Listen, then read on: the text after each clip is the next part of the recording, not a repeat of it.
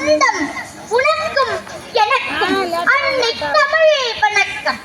மருந்து கொண்டு சுரந்தார்ப்ப மணிப்பூவானையது போன்று கருங்கையன் கிளித்தொழுகி நடைபயிலும் காவிரியால் முக்கணிகளும் முதிர்ந்த தென்றல் புலவும் நமது புலவஞ்சி ஊராட்சி ஒன்றிய நடுநிலைப் பள்ளியின் ஆண்டு விழாவிற்கு வருகை புரிந்துள்ள பெரியோர்களே, பெருமைக்குரியோர்களே, ஆசிரியர் பெருமக்களே, அன்பு மிகுந்த மாணவ நண்பர்களே, வணக்கம்.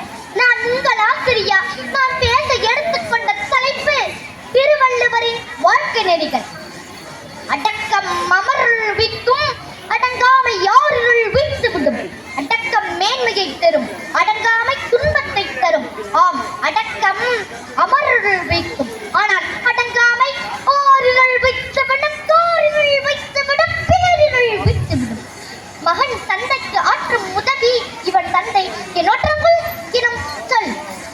குழந்தைகளாகிய நாம் அனைவரும் பெற்றோர் மகிழும்படி, பிறர் நம்மை புகழும்படி, வாழ்க்கை செழிக்கும்படி, வளமெல்லாம் ஒழிக்கும்படி இருந்து காட்ட வேண்டும்.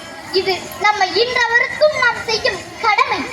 மனித வாழ்வை மலரச் செய்வது, மனித மனங்களை மகிழச் செய்வது அன்பு. இந்த அன்பனுடைய குழந்தைதான் ஆர்வம், ஆர்வத்தின் குழந்தைதான் நட்பு. தலைமுறை தலைமுறையாக தொடரும் நட்பின் தாத்தா அன்புதான். இதை நான் சொல்லவில்லை, வள்ளுவர் சொல்கிறார். அன்பு ஈனும் ஆர்வம் உடைமை, அது ஈனும் நண்பனும் நாடா சிறப்பு. இனிய உளவாக இன்னாத குரல் கனியிருப்ப காய்க்க வந்தது. கனியை விட்டு காயை பறிப்பது இல்லை, இனிய சொல்லை விட்டு தீச்சல் பேசினால் தொல்லை. இனிய சொற்களை பேசுவோம், இழித்த சொற்களை பேசினால் கூசுவோம். தீயவை தீய பயத்தலால் தீயவை தீயினும் மஞ்சப்படும். தீயவை செய்தால் துயரே மிச்சம், தீயவை செய்வதற்கு அடைய அச்சம்.